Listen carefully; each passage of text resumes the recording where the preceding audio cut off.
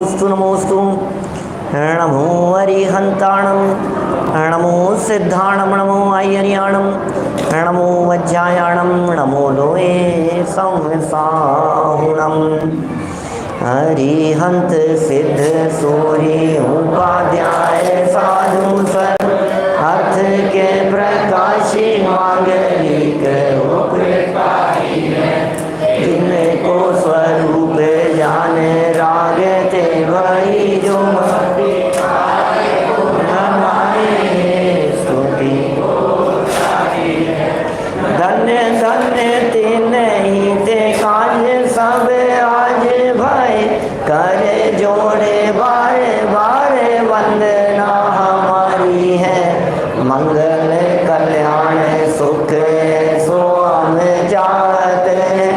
ओ मेरी ऐसी दशा जैसी तुम धारी है, ओ मेरी ऐसी दशा जैसी तुम धारी है, ओ मेरी ऐसी दशा जैसी तुम धारी है। मानतुंगाचार्य देव विरचित भक्तामर स्तोत्र, इसकी चर्चा पिछले कई दिनों से यहाँ चल रही थी। यहाँ मतलब क्रमशः, है ना। जो लोग यहाँ बैठे हैं सागर में और रोज़ाना सुनते हैं, उन्हें भी ऐसा ही लग रहा होगा कि हाँ हमारे घर में तो रोज़ चलती है। बड़ी सुंदर चर्चा है, अनुपम वर्णन है। एक एक शब्द मानतुंगाचार्य देव के हृदय की गहराई को दिखाता है। बहुत सोच समझ करके बातें लिखी है। कहीं ऐसा नहीं लिखा है कि भगवान आप ही करने वाले हो, कहीं कर्तापन का पोषण नहीं है। यह बात अलग है कि उन बातों को आधार बनाकर जगत में अज्ञानी जनों ने अपने कर्तृत्व की मान्यता का पोषण करना शुरू कर दिया। मैंने तो बीच में बड़े कठोर शब्दों में भी बात कही थी, रिपीट तो नहीं करना चाहता, लेकिन सच में इस भक्तामर स्तोत्र की जो दुर्दशा की है लोगों ने, वो भी शब्दों में बयान नहीं की जा सकती। क्या हालत हो गई है पूरे देश में। भक्तामर माने तकलीफ़ मिटाने की दवाई, ऐसा हो गया है। भक्तामर पढ़ो तकलीफ़ मिटाओ, भक्तामर पढ़ो तकलीफ़ मिटाओ। मुझे तो ऐसा लगता है कि ऐसा दावा करने वाले लोग कभी डॉक्टर के पास में नहीं जाते होंगे, नहीं जाएंगे या नहीं जाना चाहिए। और इससे यदि इलाज होने लग जाए तो पूरी मेडिकल साइंस, पूरा आयुर्वेद, प्राकृतिक चिकित्सा सब बंद हो जानी चाहिए। ये कैसी मान्यता है।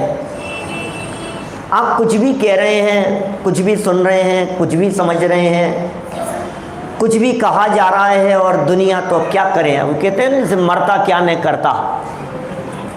अब मौत दिख रही है, इधर बाबूजी अंतिम सांसें गिन रहे हैं, अब कोई कह रहा है जाप कर लो तो अपना क्या बिगड़ता है। ऐसा लगता है लोगों को लगता है अपना क्या बिगड़ रहा है, कोई बात नहीं, अब अंतिम उपाय ये भी करके देख लो, ये भी करके देख लो। लेकिन भाई अपना ही बिगड़ रहा है, क्योंकि अपनी मिथ्यात्व मान्यता का पोषण हो रहा है, अनंत संसार का कारण बन रहा है। इसलिए बहुत सावधान रहने की ज़रूरत है। और एक बात और समझ लेना, किसी दूसरे को समझाने की ज़रूरत नहीं है। ये सब बातें अपने समझने के लिए है। कि पंडित जी आप काय को समझा रहे हो, फिर हमें तो कह रहे हो दूसरे को समझाना नहीं, आप खुद समझा रहे हो। भैया हम उनको समझा रहे हैं जो हमारे पास रुचिपूर्वक समझने की भावना से आ रहे हैं। हम उन्हें समझाने नहीं जा रहे हैं जो समझना नहीं चाहते हैं। जो हमारे पास में आएगा, प्यार से समझने की चेष्टा करेगा, तत्व ज्ञान को, जिनवाणी को, शास्त्रों को, आचार्य देव के मंतव्य को समझना चाहेगा, हम उसे जरूर ये बातें बतलाएंगे। और खुले मंच से भी कह रहे हैं तो वही लोग सुन रहे हैं जो रुचि से सुनना चाहते हैं। नहीं सुनने वालों को कौन समझाए। जिसे समझना नहीं है उसे कौन समझाएगा? जिसमें उत्साह नहीं है, जो विरोध करने के लिए बैठा है, उसे नहीं समझाना है। मैं बार बार कहता हूँ, फिर उस वाक्य को दोहरा रहा हूँ, संपूर्ण द्वादशांगमयी जिनवाणी एकमात्र मेरे लिए लिखी गई है।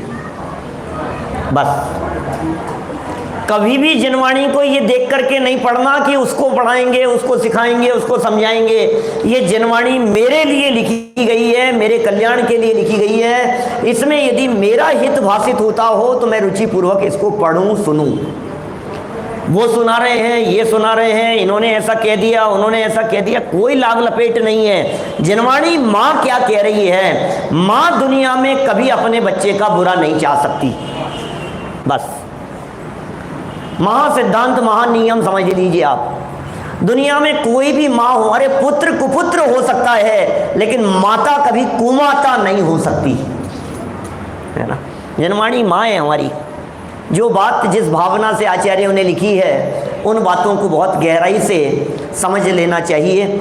चलिए 40 नंबर के श्लोक से हम विषय को आगे बढ़ा रहे हैं। बहुत ही सुंदर और मार्मिक विषय है, मज़ेदार है, मज़ा आएगा आपको। कल हमने कुछ बातें कही थी जिनमें हमने क्या क्या देखा था। हाथी निपट गया, शेर निपट गया है। अब किससे सामना करना है? अरे पंडित जी, हाथी कहाँ पागल होंगे, शेर कहाँ मिलेंगे? आजकल तो शेरों का संरक्षण कर रही है गवर्नमेंट। शेर है कहाँ आज के ज़माने में? आप तो कुछ ऐसा बतलाओ जिससे घर में समस्या, घर घर में सांप निकल रहे हैं। हाँ, और क्या? अब क्या करोगे? अब जंगल छोटे होते जा रहे हैं, कॉलोनियाँ बढ़ती चली जा रही है, तो सांप बेचारे जहाँ रहते थे वहाँ तुमने घर बना लिए, तो घरों में सांप निकलेंगे, और क्या होगा? तो है कोई उपाय सांप से बचने का? है ना, 41 नंबर का श्लोक पढ़ना। क्या? नहीं, पहले तो दावानल की चर्चा करें 40 नंबर में। 40 अग्नि की चर्चा करें पहले तो। अरे भाई, ये कोई क्या फायर ब्रिगेड सेंटर नहीं यहाँ लगाया है, इन्होंने खोला है। ये कोई सपेरे जैसा काम नहीं कर रहे हैं।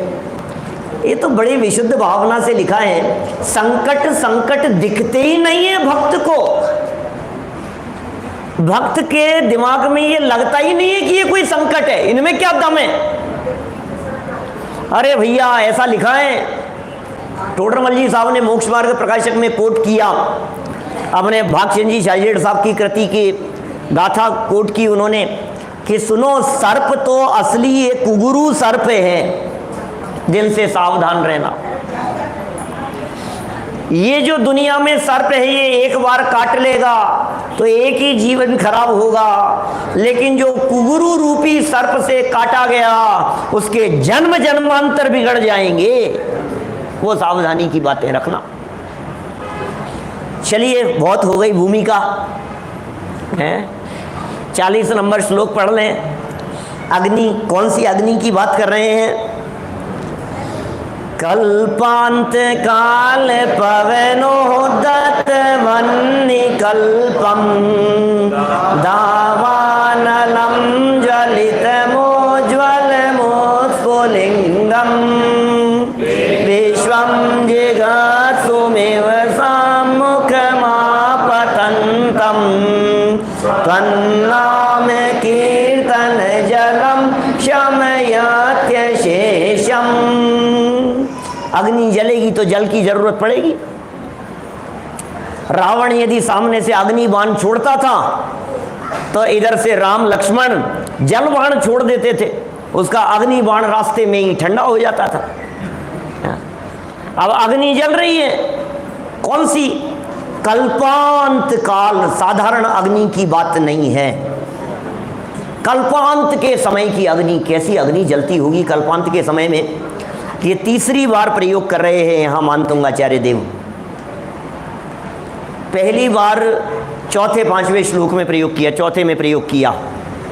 दूसरी बार 15वें नंबर के श्लोक में कल्पांत का प्रयोग किया, और तीसरी बार यहाँ 40 नंबर के श्लोक में कल्पांत शब्द का प्रयोग कर रहे हैं। और कल्पांत माने कल्प का अंत काल, और कल्प का अंत काल होता है प्रलय काल। जब छठे काल का अंत आता है ना, जब प्रलय होती है, ये उत्सर्पणी काल से युग की शुरुआत होती है। उत्सर्पणी काल चालू हुआ और उत्सर्पणी काल पूरा बीत गया, फिर अवसर्पणी काल शुरू हुआ और अवसर्पणी काल पूरा बीत गया। अब ये जब अवसर्पणी काल का अंत काल आया, ये पूरा दोनों मिलकर के होता है एक कल्प काल। इस कल्प के अंत काल में प्रलय होती है और भयंकर अग्नि चलती है। 7-7 दिन तक 7 प्रकार की बरसातें होती है, खतरनाक माहौल रहता है। पर्वत नहीं रहते, जहाँ नदियाँ होती है वहाँ रेगिस्तान हो जाते हैं, जहाँ समुद्र होता है वहाँ पहाड़ खड़े हो जाते हैं, जहाँ पहाड़ होते हैं वहाँ समुद्र हो जाते हैं, कुछ सब उलट पुलट हो जाता है। धरती, जमीन, आसमान, पर्वत, नदी सब उलट पुलट हो जाते हैं। ऐसी स्थिति है। कैसी हवाएं चलती होगी, ऐसा भूचाल जब आता है। पवनोद्दत, उस समय चलने वाली हवाएं। और वन्नी कल्पम, वन्नी मतलब अग्नि, कल्पम उसके समान अग्नि, ऐसी आग लग गई हो। कैसी खतरनाक आग की बात कर रहे हैं। और ऐसी आग उसे कह रहे हैं दावानलम, दावानल। कई तरह की अग्नि होती है। बड़वाग्नि समुद्र की अग्नि है, जठराग्नि पेट की अग्नि है, दावानल जंगल की आग है। ज्यों ज्यों हवा चलती है त्यों त्यों वो आग और ज़्यादा बढ़ती है। हवा लगे और आग बढ़े, हवा लगे और आग बढ़े, ऐसी स्थिति है। तो बोले दावानलम ज्वलितम, जल रहा है, और उज्ज्वलितम, उज्ज्वल प्रकाशमान चारों तरफ। रात को यदि आग लग जाए, ये बांस के वृक्ष होते हैं ना, जहाँ बांसों के घर्षण से आग पकड़ लेते हैं। आप देखिए ऑस्ट्रेलिया में, इधर अमेरिका कैलिफोर्निया साइड महीनों तक जंगल जलते रहते हैं, लाखों वर्ग गज के एरिया, और लाखों पशु उसमें जल करके खाक हो जाते हैं। ऐसी खबरें आती है कई बार। कौन बुझाने में समर्थ है ऐसी अग्नि को? ये कह रहे हैं ऐसे समय की जो अग्नि है उत्स्फुलिंगम, और ऊपर की ओर लपटें ऐसी सामने आ गई हैं। ऐसा प्रतीत होता है कि मानो विश्वम जिगत्सुमिव, विश्वम सारे विश्व को, जिगत्सुम इव, इव मतलब समान, निगल जाने के समान, और पूरे विश्व को निगल जाएगी ऐसी आग लग रही है। कभी देखी क्या आपने ऐसी आग? ऐसी आग देखी है कभी आप लोगों ने? नहीं देखी कभी। हमने देखी थी 1999 में शिखर जी में एक पंचकल्याणक प्रतिष्ठा महोत्सव था, और पांडाल में आग लग गई थी। और ऐसी आग लग गई, लोग खाली था पांडाल। आप लोग सोच रहे होंगे कि क्या हुआ होगा। पांडाल खाली था, लेकिन जो आग की जो लपटें थी वो 5-5, 10-10 मंजिल ऊपर तक, और बिल्कुल ऐसे सामने तक आ गई। ऐसे लगे जैसे खत्म हो जाएगा पहाड़, और सारे मतलब पूरा मधुबन नहीं बचेगा, ऐसी आग। सिलेंडर नहीं फटे समझ लीजिए आप। पास में किचन थी और 100-200 सिलेंडर पड़े थे वहाँ गैस के। अभी कुछ महीनों पहले हमारे जयपुर आगरा अजमेर हाईवे पर वहाँ विस्फोट हुए। ऐसे मालूम है कैसे विस्फोट हुए? हाईवे पर गैस सिलेंडर की टंकियाँ लेकर के कोई 100-200 टंकियाँ किसी ट्रक में जा रही थी हाईवे पर, और वो ट्रक पलटा, कुछ हुआ, और एक सिलेंडर फटा। एक फटा तो उसके फटने पर दूसरा फटा, फिर तीसरा सिलेंडर फटा। ऐसे सुनते हैं कोई 100-150 सिलेंडर बम विस्फोट की तरह ऐसे उछलते रहे, और हाईवे पर कई किलोमीटर दूर तक लोगों को ऐसा लग रहा था जैसे कहीं पाकिस्तान से कहीं बम गिराए जा रहे हैं। ऐसे विस्फोट। कभी कहीं सिलेंडर फटा हो देखा हो आपने? जापान में जब वो हिरोशिमा नागासाकी पर जो बम गिरे, क्षण में तबाह हो गया ना, सब खत्म हो गया। ऐसी आग की बात कर रहे हैं, ऐसी आग। और वो आग कल्पना कीजिए आपके सामने आ गई हो एकदम। अब क्या होगा? मौका नहीं दे रही है वो। सम्मुख आपतंतम, सम्मुखम आपतंतम, सामने आ गई है ऐसी आग। तब क्या होगा? बोलो। मौका नहीं मिले व्यक्ति को ऐसे समय में भी। अब ये 40 नंबर का श्लोक बोलने का तो मौका मिलेगा? नहीं मिलेगा मौका। इतना समय कहाँ है, इतना मौका कहाँ है कि आप 40 नंबर का श्लोक बोलोगे उस अग्नि को बुझा। अच्छा, यदि कोई बोलेगा तो आग बुझ जाएगी क्या? ये बताओ। चलो, अच्छा यदि आपको भरोसा, आपको ज्यादा भरोसा हो तो कोई बात नहीं, गैस जला करके पढ़ के देख लेना, गैस बुझ जाती है क्या? माने भाई, इससे यदि अग्नि बुझ रही है, ऐसा यदि समझ ले। अरे कुछ और कहना चाहते हैं आचार्य देव। आचार्य देव के हृदय में कोई दूसरी आग जल रही थी। जगत के जीवों को देख करके लग रहा था कि इनके हृदय में ये विषयों का दावानल जल रहा है, और हे जिनेंद्र देव, आपके नाम का स्मरण करने मात्र से वो शांत हो जाता है। ये कह रहे हैं यहां, विषय चाह दवदाह जगत जन अर्नि दजावे, तास उपाय न आन ज्ञान घन घान बुझावे। शेराला की चौथी ढाल की लाइनें हैं ना। विषयों की चाह रूपी दावानल जगत के लोगों के हृदय में जल रहा है, अंदर विषय कषायों की आग जल रही है। यहां माचिस की जरूरत नहीं है, यहां आदमी आदमी से जल रहा है। क्या? यहां ईर्ष्या की आग जल रही है, यहां कषायों की ज्वालाएं धधक रही है अंदर में। वो ज्वालाएं कैसे शांत होगी?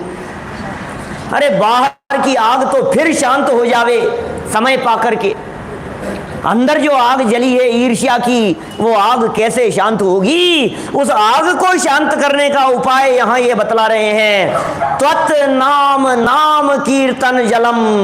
हे ऋषभदेव प्रभु, आपके नाम रूपी कीर्तन का जल मात्र ऐसा है, शमयत्य अशेषम, पूरी तरह से उसे शमन कर देता है। जिसके हृदय में प्रभु का नाम मात्र आ जाए, प्रभु का स्वरूप जिसके हृदय में उछलता हो, जिनेंद्र देव का स्वरूप जिसके हृदय में आ गया हो, अब उसके हृदय में अग्नि नहीं जल सकती है। अब विषय वासनाएं उसे तकलीफ देने में समर्थ नहीं हो सकती है। हम कौन सी अग्नि को बुझाना चाह रहे थे? आपका नाम मात्र, त्वत् नाम कीर्तन। ओहो, नाम का ही कीर्तन करो। ऋषभदेव ऋषभदेव ऋषभदेव, हे आदिनाथ भगवान, हे महावीर स्वामी। याद आ गया आदिनाथ भगवान का नाम, जिसके हृदय में याद आ गया, वो कह रहे हैं भाई साहब जल का काम कर देगा, वो शांति हो जाएगी तुरंत। लेकिन क्या करें? आग लगे संसार में पानी से बुझ जाए, पर जब पानी ही जले उसका कौन उपाय? क्या सारे दुनिया भर में आग लग रही हो, जिनेंद्र देव के जिन मंदिरों में आकर, स्वाध्याय सभाओं में आकर, तीर्थ क्षेत्रों पर आकर वो आग बुझ जानी चाहिए। लेकिन क्या करें, एक क्षेत्रों पर ही विवाद की आग यदि जले तो फिर कहां जाकर के बुझे? तो आग बुझनी चाहिए ना। जहां पार्श्वनाथ भगवान मौजूद हैं, जहां आदिनाथ भगवान मौजूद हैं, जहां शांतिनाथ प्रभु विराजमान हैं, सोचिए आप, महावीर भगवान की वाणी जहां खिर रही हो, वहां शांति नहीं हो, वहां कैसे अशांति हो सकती है? नाम लेने मात्र से काम हो जाते। अच्छा, जिसके नाम लेने से काम होता हो उसे खुद को उतर के आने की जरूरत है क्या? आपके यहां सागर में हेलमेट कंपलसरी कर दिए। 2-3 दिन से सुना मैंने, बड़ा आतंक मचा रखा है। अब हमें तो ऐसा लग रहा है कि ये तो गजबी हो गई, इसमें क्या है? हेलमेट के बिना तो कैसे चलती होगी यहाँ? अभी भी सीट बेल्ट नहीं है। हमारे तो 20 साल से बिना सीट बेल्ट के हम गाड़ी नहीं चलाते कभी। हमारे नियम है ऐसा, गाड़ी बाद में शुरू करेंगे, चाबी बाद में घूमेगी, पहले सीट बेल्ट लगेगी। 1000 रुपये फाइन है, और अभी तो शायद 5000 कर दिया जयपुर में, तो ऐसा कर दिया। मैं आपसे इतना कहना चाह रहा हूँ, सीट बेल्ट कंपलसरी कर दी, फाइन लगा दिया। अब क्या होगा? पुलिस वाले ने पकड़ा रास्ते में, अरे कहता है, अरे यार मेरा तो वो जानकार है, बात कर रहा हूँ, एक मिनट रुक, देख मैं बात कराता हूँ उससे। ये फ़ोन मिलाता है। आपको अनुभव नहीं होंगे, लेकिन मुझे तो बहुत अनुभव है ऐसे। क्या जब पुलिस वाला पकड़ता है ऐसा ट्रैफिक पुलिस वाला, तो फिर इनको सब नंबर याद आ जाते हैं और उससे कहता है अरे मेरा वो वहाँ आरटीओ के अंदर बैठे हुए हैं, वो मेरे फूफा जी हैं, वो मेरे अंकल हैं, मैं उनका भतीजा हूँ, वो मंत्री जी हमारे जानकार हैं, वो ऐसा है। इसको सारे नंबर घूम जाते हैं और घुमाने लगता है। क्या अब भाई साहब हम आपसे ये कह रहे हैं, एक बात का हमें जवाब दे दो, आप जिनके नाम लेने मात्र से बच सकते हो, यदि वो व्यक्ति खुद ही बिना सीट बेल्ट के जा रहा हो तो क्या होगा? अब उसे कौन पकड़ेगा? वो तो खुद ही है ना। वो तो भाई जिसका नाम लेने से आप बच जाते हो, वो खुद जब बैठा हुआ है फिर तो बात ही क्या है? फोन पे बात करा देने फिर तो बात ही क्या है? ये तो आपने नाम मात्र लिया, वो कहता है अच्छा चलो कोई बात नहीं, जाओ यार आगे से ध्यान रखना, ठीक है। नाम लेने से ही अमित भाई क्या होता है, ऐसा काम हो जाते हैं। तो यहाँ आचार्य देव कहना चाह रहे हैं, जब पार्श्वनाथ भगवान के नाम में ही इतनी शक्ति है तो पार्श्वनाथ भगवान को उतारने की क्या जरूरत है? और तू कहता रहता है चले आना। छोटे से काम के लिए घर में छोटी सी आग लग गई, इसको बुझाने के लिए पार्श्वनाथ भगवान उतर के आएंगे नीचे। आपको तकलीफ हो गई, क्या उस तकलीफ के लिए सीधे आप तो डायरेक्ट ऐसा काम कर रहे हो, ट्रैफिक पुलिस वाले ने पकड़ लिया, आप नरेंद्र मोदी जी को फोन लगाओगे? आप कर क्या रहे हो? आप सीधे ऋषभदेव स्वामी के ऊपर कंप्लेंट, सीधा मतलब जो भी आपको समस्या है, अरे जो नीचे लेवल पर निपट सकती है उस समस्या के लिए आप इतने ऊपर तक जाने की बात कर रहे हो। जो समस्या दमकल के लेवल पर निपट सकती है उसके लिए भगवान को परेशान मत करो भक्तों। क्या कर रहे हो? इतने से लेवल पर निपट सकती है कि नहीं ये समस्या? लेकिन नाम मात्र में ऐसी शक्ति है। सच में ये नाम की शक्ति है। माने नाम का मतलब, ये नाम तो कह रहे हैं लेकिन नाम का अर्थ ये है उनका स्वरूप ख्याल में आ जाना। नाम का अर्थ ये है उनकी बातें याद आ जाना। नाम का अर्थ ये है ये शास्त्र की बातें ख्याल में आ जाना। इतनी शक्ति है इन शास्त्रों में। जहां ये शास्त्र रखा था, बोलो आप, वो घटना याद आती है कुंद कुंदाचार्य देव के पूर्व भाव की। जंगल में किसी एक वृक्ष की कोटर में वहां एक शास्त्र प्राचीन कुछ रखा हुआ था। पूरा जंगल जल रहा था धू धू करके, लेकिन वो शास्त्र की वजह से वो वृक्ष सुरक्षित था, वो जल नहीं रहा था। ऐसी शक्ति है नाम में, अद्भुत शक्ति है। नाम स्मरण करो, प्रभु का नाम स्मरण करो, लेकिन इसलिए नहीं कि कुछ काम हो जाए, इसलिए कि अपने परिणामों में निर्मलता बनी रहे। ज्ञानी भी भगवान का नाम स्मरण करता है और अज्ञानी भी भगवान का नाम स्मरण करता है।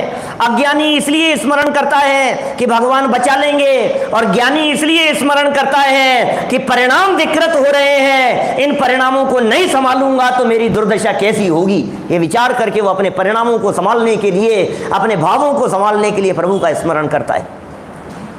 याद कीजिए घटनाओं को, याद कीजिए प्रथमानुयोग की कथाओं को, आपको ये सारी बातें मिल जाएगी। अरे आग तो बाहर नहीं, आग तो अंदर में जल रही है। ये आग क्या जलाएगी हमारे को? ये तो तन को तो जलना ही है ना, आज नहीं तो कल। क्या होगा? ये तन कब तक रहेगा बतलाइए? 10 साल, 20 साल, 50 साल, कितने साल?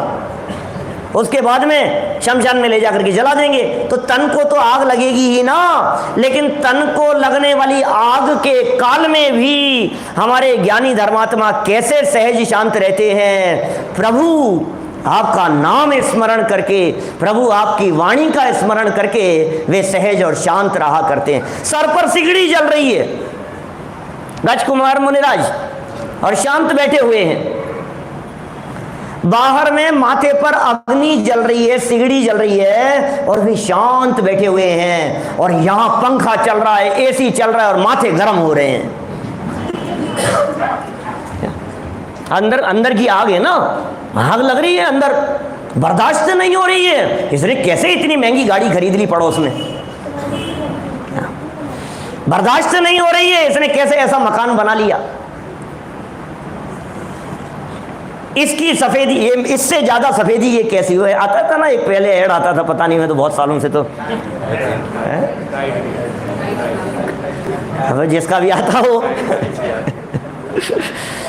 इसकी साड़ी मेरी साड़ी से सफेद कैसे, क्या पता नहीं, इसको तो किसी भी बात में सोच सकता है। अब क्या बात कहें, इसके सर में मेरे सर से बाल ज्यादा कैसे। क्या बात बतलाएं भाई साहब। चलो खैर, ये कह रहे हैं, हे जिनेंद्र देव, आपके नाम कीर्तन, नाम और कीर्तन ये जल है, अपार शांति मिलती है इस कीर्तन से। प्रभु आपका जब पाठ करते हैं, प्रभु जब आपकी स्तुति करते हैं, हे जिनेंद्र देव, जब आपकी भक्ति की जाती है, जब आपकी पूजन की जाती है, तो कितनी अपार शांति मिलती है। अंतरंग परिणामों में अपार शांति की अनुभूति होती है। ये कह रहे हैं, अंदर में जलने वाली कषायों जन्य आकुलता, वो हे जिनेंद्र देव आपकी भक्ति और स्तुति से सहज ही शांत हो जाती है। ठीक है साहब, चलें आगे। देखो और आगे चलो थोड़ा सा, आगे क्या कह रहे हैं। 41 नंबर सांप की बात कह दी। रक्ते क्षणम समद कोकिल कंठ नीलम, क्रोधोद्धतं फणिनमोत्पणमापतन्तं, आक्रामतिक्रम युगेण निरस्त शंक, त्वन्नाम नागदमनी हृदयस्य पुंसः। सब शब्द हो गए थे ना पीछे, कोई ऐसा शब्द तो नहीं है जो नहीं समझ में आया हो। देखो यहां देखो, रक्ते क्षणम, रक्त ईक्षणम, ईक्षण कहते हैं आंखों को, आंखें, रक्त जैसी आंखें, जिसकी लाल आंखें दिखाई दे रही है, आंखें लाल हो गई हो। कैसा, समद, घमंडी, मद सहित घमंड से युक्त।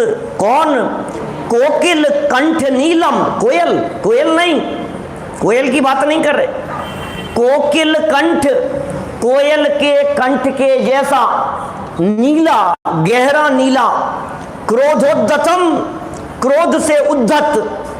अरे कौन है, नाम तो बताओ।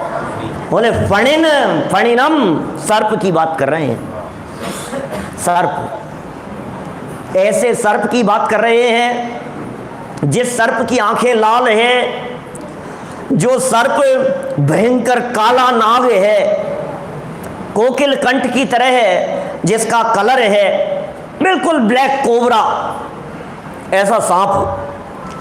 और क्रोधोद्धतम, जब सर्प क्रोध में होता है, क्रोध की तीव्रता सर्प के ऊपर होती है, तो कहते हैं उत्फणम, उत्फण, फण को उठा लेता है। जब वो गुस्से में होता है, अभी गुस्से में था तो इधर उधर दौड़ता हुआ उसने फण को उठा लिया, उत्फणम।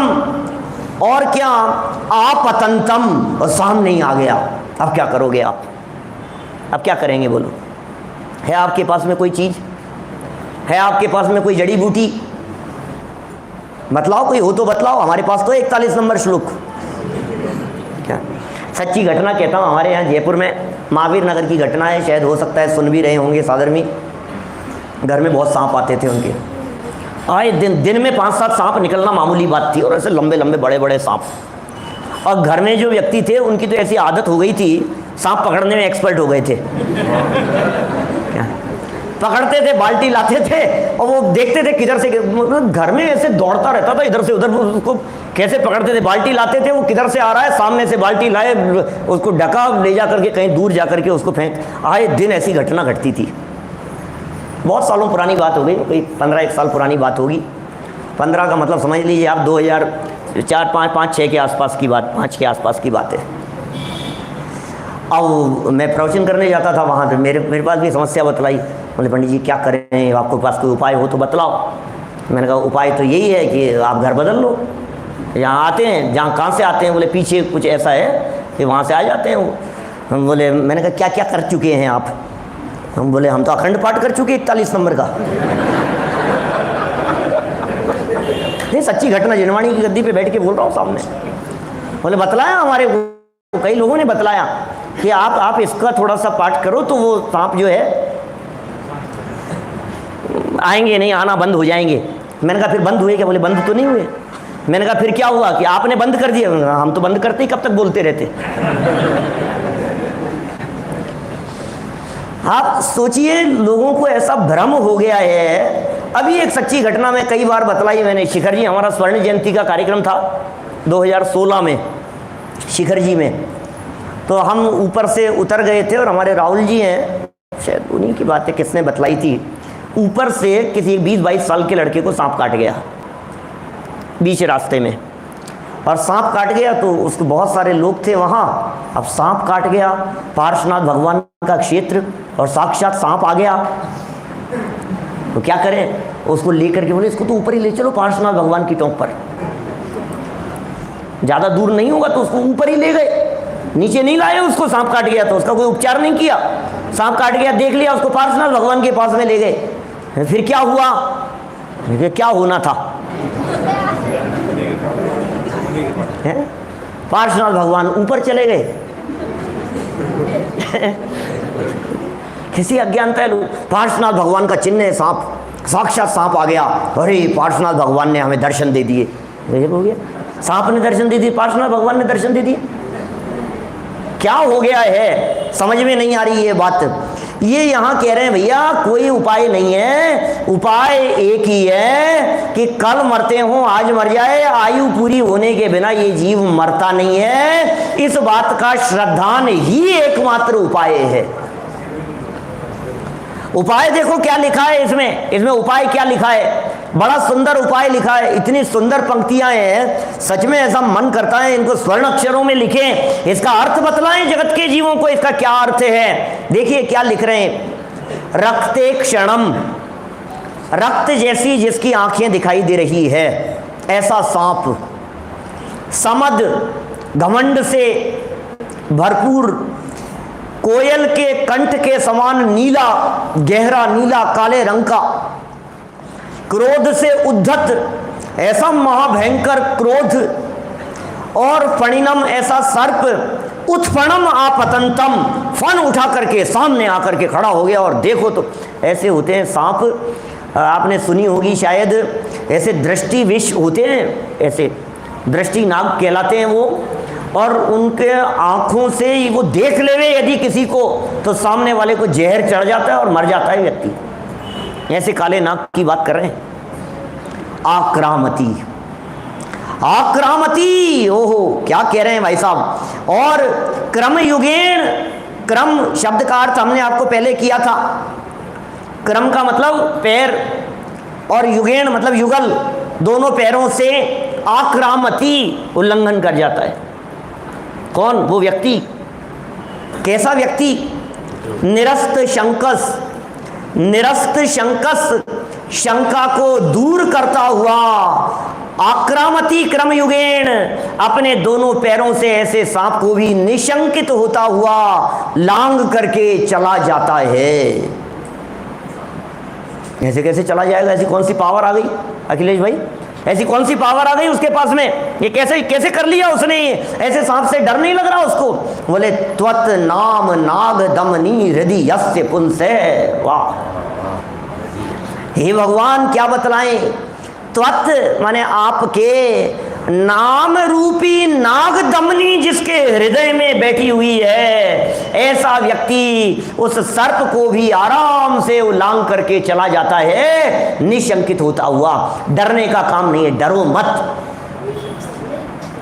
अरे सड़क पर कोई कुत्ता भी मिल जाए, 3 साल का बच्चा साथ में जा रहा हो, तो आप कहते हैं नहीं नहीं बेटा डरे मत, निकल जा, साथ में क्या है, बगल में से।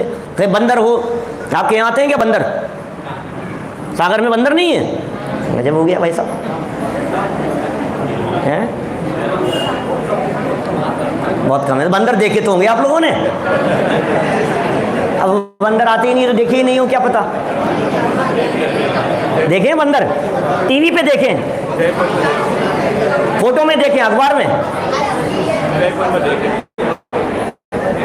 चलो कोई बात नहीं। देखो क्या कह रहे हैं भाई साहब, क्या शब्द कह रहे हैं यहाँ। बंदर कहाँ से आ गया बीच में? बंदर इसलिए आ गया कि हमारे यहाँ जयपुर में कई बार बंदर बहुत आते हैं, और कई जगह पर आते हैं। अभी कहाँ गए थे हम? फिरोजाबाद में थे, बंदर बहुत सारे। हस्तिनापुर में बहुत सारे बंदर दिखते हैं।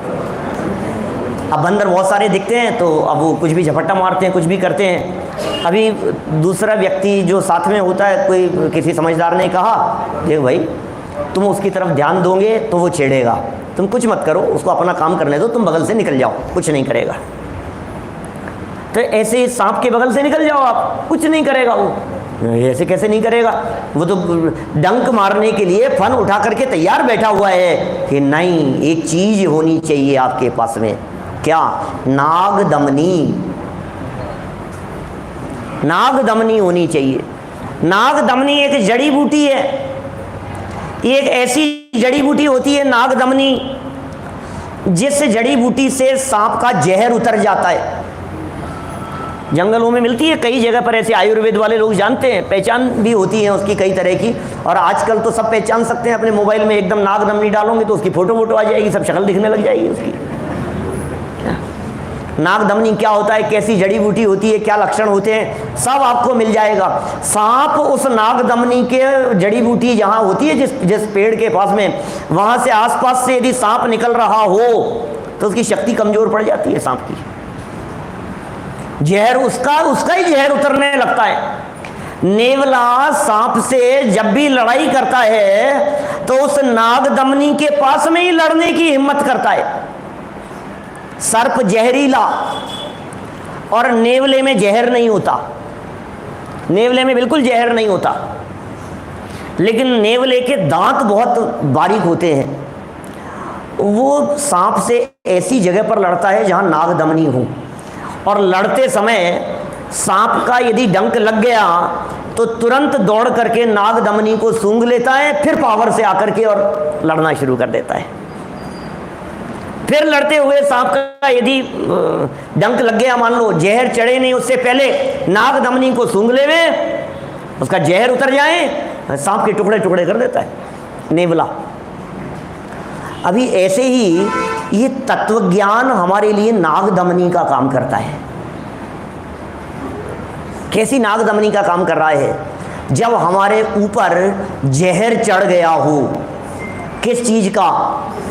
विषयों का। ऐसी बहुत सारी पंक्तियां आती है पूजन वूजन में, ऐसी पंक्तियां बहुत सारी मिलती है, माने आपको मिलेंगी। इंद्रिय के भोग मधुर विष सम, लावण्यमयी कंचन काया। कौन से जहर की बात कर रहे हैं? इंद्रिय के भोग कैसे हैं? जहरीले, लेकिन कैसे? मीठे जहर हैं। अब हमें जहर लगते ही नहीं संतोष जी साहब। ये इंद्रिय के भोग, ये जो मीठे जहर हैं, ये हमें जहर जैसे दिखते ही नहीं है राजेंद्र पंडित जी साहब।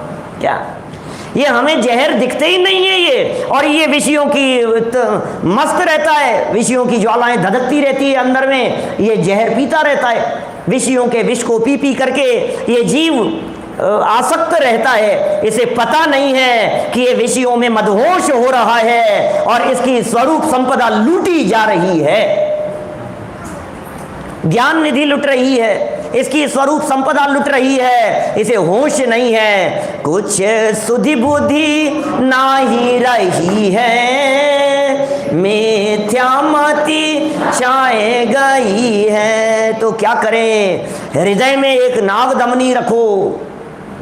कौन सी नागदमनी? जिन वचन रूपी नागदमनी रखो। जिसके हृदय में जिनेंद्र देव के वचन रूपी नागदमनी होगी, उसे विषयों का विष चढ़ेगा ही नहीं। कि साहब हमने तो सुना है, ज्ञानी लोग भी भोग भोगते हैं।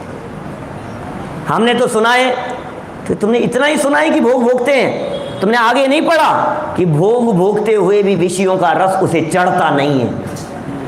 निर्जरा अधिकार खोल करके देखो समय सार का। ज्ञानवंत के भोग निर्जरा हेतु हैं, अज्ञानी को वही कर्म फल देते हैं। अज्ञानी को कर्म फल और ज्ञानियों को भोग निर्जरा के कारण की, हाँ निर्जरा के कारण बन जाते हैं ज्ञानियों को, क्योंकि ज्ञानी जीव, ज्ञानी के ज्ञान और वैराग्य की शक्ति है। ज्ञान और वैराग्य की नागदमनी अपनी जेब में लेकर के घूमता है वो। जिसके पास में ज्ञान और वैराग्य की नागदमनी हो, उसे ये विषयों की वासनाएं, तृष्णाएं, आकांक्षाएं, ये जहर, ये मीठे भोग जैसे जहर ये पीड़ित करने में समर्थ नहीं होते। कितनी सुंदर सुंदर बातें कह दी है। देखो आप ये क्या कह रहे हैं यहां, रक्ते क्षणम समद कोकिल कंठ नीलम क्रोधोद्धतम फणिनम उत्पणम आपतंतम। और ऐसा सांप सामने आ गया तो क्या करें? बोले आक्रामती, कोई दिक्कत नहीं है, टेंशन का काम है। हमने कहा कि टेंशन है। अरे बतलाइए, कोई ऐसा व्यक्ति जिस व्यक्ति ने कवच पहन रखा हो, अब उसे युद्ध क्षेत्र में सामने से कोई व्यक्ति बंदूक चलाए तो उसे डर लगता है क्या? चला चला क्या फर्क पड़ता है? कोई तलवार से प्रहार करे तो मेरे ऊपर क्या असर होने वाला है, कवच पहन रखा है नीचे से ऊपर तक, कुछ असर होने वाला नहीं है। जिनेंद्र देव के वचनों रूपी इस तत्वज्ञान रूपी अमृत का रसास्वादन करने वाले, इस तत्वज्ञान रूपी नागदमनी का सेवन करने वाले जीवों को रंच मात्र भी ये विषयों का जहर चढ़ ही नहीं सकता। ज्ञानी मगन विषय सुख माही, यौ विपरीत संभवे नाही। रमत अनेक सुरनि संग पे, तिस परिणति तय नित हटाहटी। कैसा जीवन होता होगा ज्ञानियों का, तो देख देख करके ऐसा आश्चर्य लगता है। और हम इन भोगों की तृष्णाओं में उलझे हुए हैं। इसलिए त्वन नाम नाग दमनी हृदय, ये बड़ा गजब का शब्द है, हृदय। अभी अभी आपकी जबान पर है, क्या है आपकी जबान पर? आपकी जबान पर 41 नंबर का श्लोक है। बोले हृदय में क्या है? हृदय में तो डर बैठा हुआ है। अब मान दूंगा चारे देव कह रहे हैं जिसके हृदय में बैठा होगा उसका काम होगा, और तुम्हारे जवान पर है, जवान से नीचे तो गया ही नहीं है। अरे जवान से अंदर जाए, हृदय में झांक करके देखो, डर बैठा हुआ है कि भगवान बैठे हुए हैं। और जहां भगवान अंदर बैठे हुए हो वहां डर कहां से हो सकता है? भगवान तेरे साथ में फिर भी डर होगा, फिर किस बात का डर है? त्वत् नाम नाग दमनी हृदय यस्य पुंसः, जिस आत्मा के, जिस पुरुष के हृदय में हे जिनेंद्र भगवान आपका नाम गुंजायमान रहता है, अरे आपके भेद विज्ञान रूपी मंत्र रहते हैं, भेद विज्ञान रूपी जड़ी बूटियां जिसके अंदर में रहती है, अरे प्राग भाव और प्रध्वंसा भाव रूपी मंत्र जिसके पास में है, अब उसके ऊपर ये जहर नहीं चढ़ सकते। वो जानता है कि प्राग भाव का मंत्र है एक हमारे पास में, एक प्रध्वंसा भाव का मंत्र है, एक अन्योन्य भाव, एक अत्यंता भाव का मंत्र है, एक सबके अपने अपने कर्म का उदय है। ये ऐसा महामंत्र है, एक द्रव्य दूसरे द्रव्य का बिगाड़ नहीं कर सकता। ये महामंत्र जिसके हृदय में बैठा हुआ हो वो किसे देख करके डरेगा? मार मेरे को, मार ही नहीं सकते, तुझे पता ही नहीं है। ये सांप जहां डंक मारेगा वहां तक मैं हूं ही नहीं, और जहां मैं हूं वहां इस सर्प का डंक पहुंचता ही नहीं है। मतलब क्या करें? ये बात समझ में आनी चाहिए कि नहीं? क्या? ये सांप जहां डंक, जहां भी मारेगा वो मैं नहीं हूं ना, और जहां मेरा स्वरूप है क्या वहां तक सर्प पहुंच सकता है? फिर किस बात का डर है? जहर उतरने की कितनी घटनाएं शास्त्रों में मिलेगी। जरा शास्त्र प्रथमानुयोग खोल खोल करके देखिए। नाक का हार हो गया, सोमा सती, धनंजय कवि, अरे भक्ति में तल्लीन पुत्र को सांप काट गया, सांप का जहर उतर गया। ऐसे भी होते हैं, कई गारुड़ी मंत्र होते हैं जिनसे सांप का जहर उतर जाता है, लेकिन हमें सांप का जहर नहीं उतारना है, हमें तो कुगुरु का जहर उतारना है, हमें तो मिथ्या मान्यता का जहर उतारना है, हमें तो जन्म जरा मरण जिससे हो रहे हैं उस जहर को उतारना है। तो भागचंद जी की बड़ी सुंदर रचना का है वो, जो मैंने आपको हवाला दिया अभी स्टार्टिंग में, वो ध्यान रखने योग्य है। वो टोडरमल जी ने कोट किया, मैं समझता हूँ शायद 18-20 नंबर पेज पर ही है वो पंक्तियां टोडरमल जी की, 20 नंबर पेज पे ही होगी। बोले यदि ये सर्प डस लेवे क्या तो एक ही बार मरेगा, और लेकिन कुगुरु का डसा हुआ, मिथ्या मान्यताओं का डसा हुआ, ग्रहित मिथ्यात्व रूपी रोग से ग्रसित, उसका क्या होगा? मरता रहेगा जन्म जन्मांतरों में। ते कुगुरु जन्म जन उपल नाव, खोटी बातें बताने वाले, मिथ्या भ्रम बतलाने वाले। अभी मैं सच कहता हूँ, वैसे भी बहुत लोग सुनते हैं, लेकिन यदि मैं इसमें अभी उपचार करने लग जाता तो शायद हो सकता है संख्या 10 गुना हो जाती। बोलो साहब, सुनील सर्राफ साहब, अभी यदि मैं इतना सा बतलाने लगूँ ना कि इससे कोई तकलीफ, अरे संकट मिटा रहे हैं संजीव जी, समस्याओं का समाधान बतला रहे हैं, भक्त अमर से समस्याओं का समाधान, बता तो समाधान ही रहा हूँ क्या भाई, बता तो समाधान ही रहा हूं, लेकिन सच में मैं किसी को धोखा नहीं देना चाहता। बहुत सारे लोग, नए नए लोग भी सुनते हैं, क्यों अपने को किससे क्या लाग लपेट, हम क्यों गलत बात बतलाएंगे, हमें आपसे 2 पैसे लेने नहीं, क्या हम किसी को क्यों धोखे में रखेंगे। बिना लाग लपेट की सीधी सच्ची सी बात है, जो बात इन्होंने कही है, इन्होंने क्या कही है, हृदय यस्य पुंसः, जिस व्यक्ति के हृदय में भगवान बसे हैं। अरे जहां भगवान बसे हुए हो वहां कोई व्यक्ति के, अरे चोर डाका डाल सकता है प्रधानमंत्री के घर में जाकर के? सोचो आप, मिलिट्री के किसी बड़े ऑफिसर के यहां जाकर के किसी चोर की हिम्मत होगी? किसी आईजी के यहां कोई चोर जाकर के, भाई साहब पागल है, किसका घर है, किससे बात कर रहा है? तो यहाँ घर में कौन बैठे हैं? जिसके घर में आदिनाथ भगवान बैठे हैं, उस घर में ये विषय कषाय रूपी चोर डाका डालने आएंगे? कैसे आएंगे? ये समझना है हमारे को। चलिए एक और श्लोक हम ले लेते हैं, है ना, विषय वर्धन ना होवे और सहज शांति से इन सब बातों को अपन पढ़े सुने। देखिए 42 नंबर का श्लोक। अभी तक तो हाथी की बात कर ली, सांप की बात कर ली, और शेर की बात कर ली, दावानल की बात कर ली, अग्नि की बात कर ली। अभी कैसे महासंकट की बात कर रहे हैं, बोले हाथी घोड़े सब एक साथ आ गए युद्ध में। अब क्या करोगे? क्या कह रहे हैं? 42 नंबर श्लोक पढ़ो। वल्गत तुरंग गज गर्जित भीमनाद, मायौ बलम बलवतामपि भूपतीनां, उद्यत दिवाकर मयूख शिखापवेदं, त्वत्कीर्तनात्तम इवाशुभिदामुपैति। इतना सुंदर लिख रहे हैं। त्वत् कीर्तनात्, आपके कीर्तन से, चौथी लाइन का शब्द है त्वत् कीर्तनात्। हे भगवान, आपके जो कीर्तन कर रहा है, जो आपकी मस्ती में झूम रहा है, अब उसको वो क्या काम कर रहा है? अरे अंधकार को भगाने के लिए सूर्य की एक किरण मात्र जैसी जगती है, ऐसी किरण उस व्यक्ति के हृदय में जल गई है। वल्गत, उछलते हुए, हिनहिनाते हुए। तुरंग कहते हैं घोड़ों को। वल्गत तुरंग, घोड़े युद्ध क्षेत्र का वर्णन कर रहे हैं। गज गर्जित, हाथियों की गर्जना जहां हो रही हो, चिंगाड़ रहे हो हाथी। भीमनाद, भयंकर आवाजें जहां चल रही हो, ऐसा संग्राम, ऐसा युद्ध क्षेत्र। वल्गत तुरंग, वल्गत मतलब उछलते हुए, तुरंग माने घोड़े।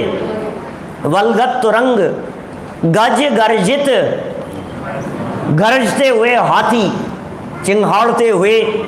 भीमनाद, भयानक उनकी आवाजें आ रही हो। भीमनादम, आ जाऊ, आ जाऊ माने युद्ध क्षेत्र में, युद्ध क्षेत्र में। बलम, शक्ति, बलवताम, बलवानों की, बलम माने शक्ति, बलवताम, बलवानों की सैन्य शक्ति, और भूपति नाम अपि, राजाओं की शक्ति को देख करके भी अब डर नहीं लगे उसको। एक तरफ अकेला है और दूसरी तरफ सामने पूरी सेना खड़ी हुई है, इतने सब लोग हैं, लेकिन ये तो ऐसा एक पैर ऐसे मारे साउथ के हीरो की तरह, सारी गाड़ियां उछले हैं।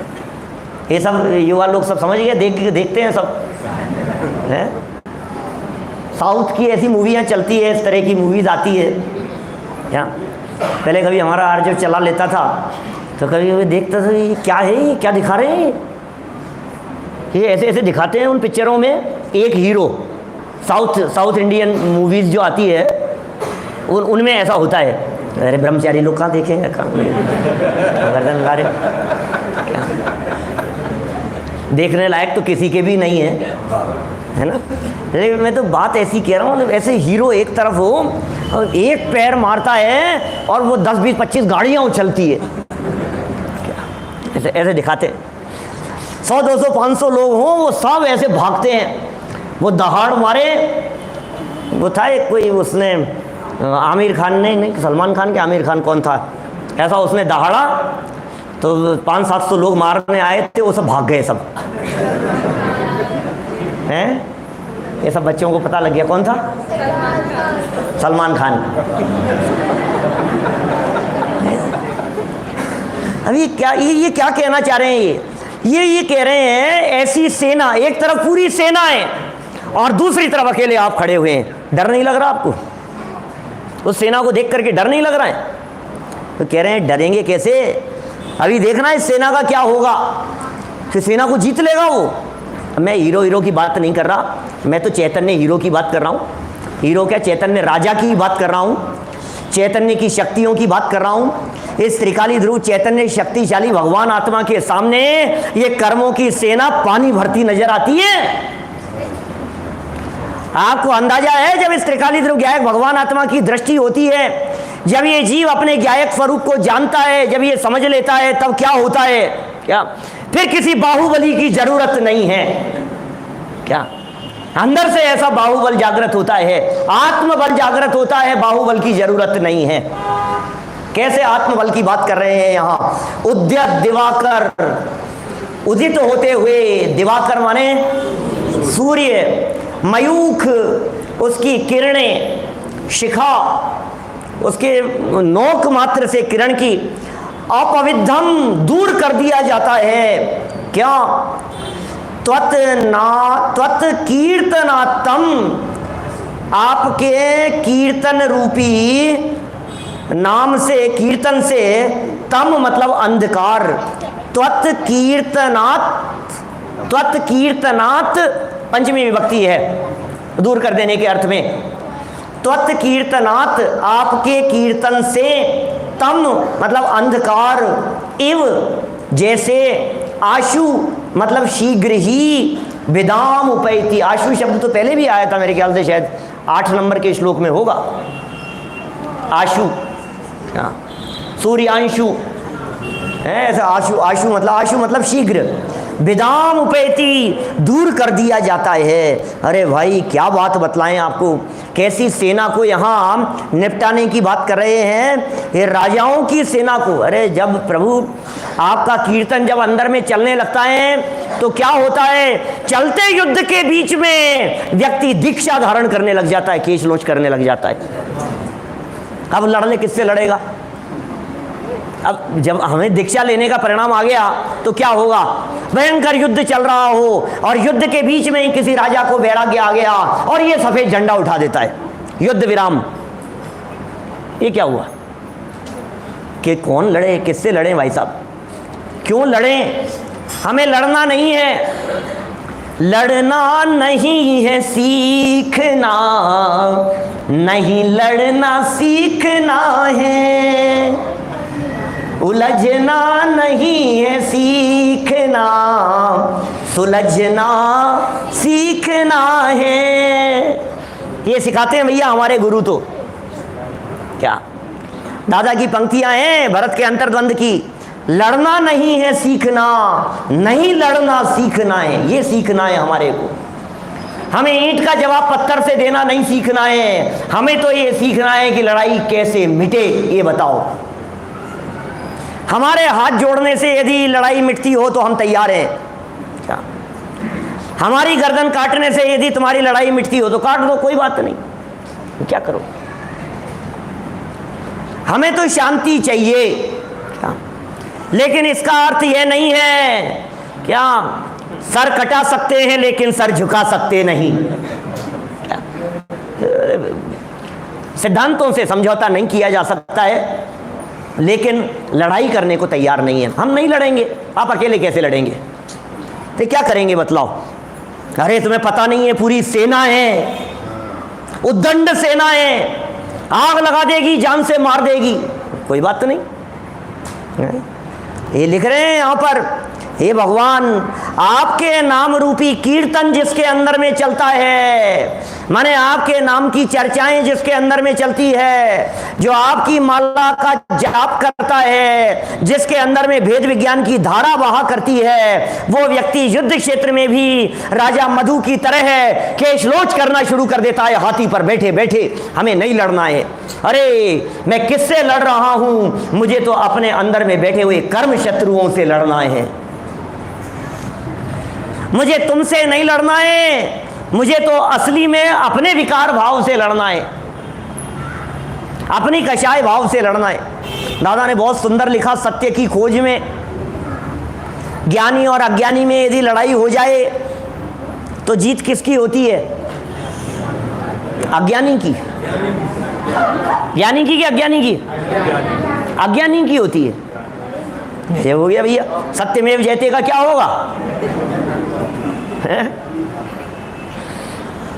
अरे सत्य की जीत होती है, सत्य की होनी चाहिए ना। आप कह रहे हो अज्ञानी की हो जाती है? हाँ, क्योंकि भाई साहब अज्ञानी का ज्ञान, अज्ञानी की बुद्धि, अज्ञानी की कषाएं, अज्ञानी का सर्वस्व सब लड़ने के लिए तैयार बैठा है, और ज्ञानी को दो जगह लड़ाई लड़नी पड़ रही है।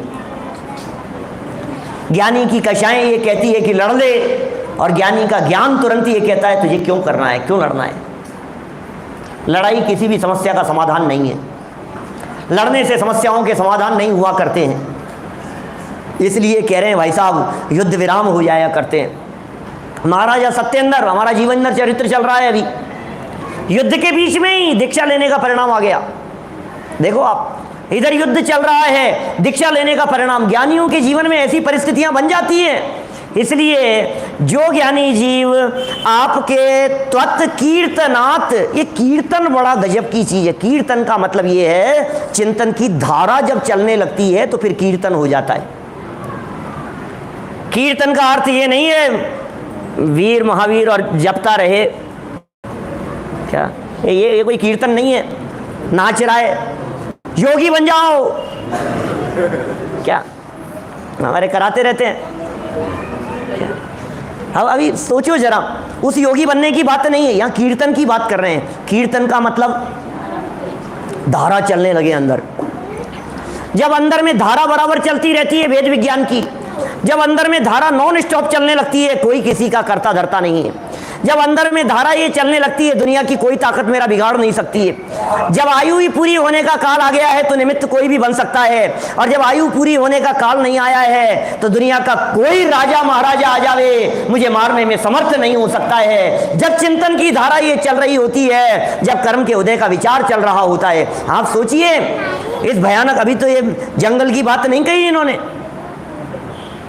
ऐसे युद्ध क्षेत्र में जहां चारों तरफ सेनाएं, ऐसी जगह पर जहां चारों तरफ जंगली जानवर है, सीता खड़ी है वहां जंगली जानवरों के बीच में, भयानक जंगल में। कौन सी पावर है सीता के पास में?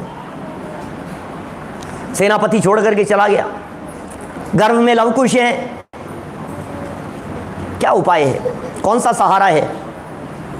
हे जिनेंद्र देव, आपके कीर्तन का सहारा है। कीर्तन मतलब चिंतन। एक धारा प्रवाह रूप से जब अंदर में चिंतन चलने लगता है, जब वो धारा बहती है चिंतन की, अखंड धारा बहती है, अब उसका कोई कुछ नहीं बिगाड़ सकता। इसका क्या बिगाड़ दूंगे आप? अच्छा, कोई व्यक्ति आपका बिगाड़ने के नाम पर क्या कर सकता है? बोलो चेतन भाई, क्या कर लेगा? कोई व्यक्ति आपका कुछ बिगाड़ना चाहे तो क्या करेगा?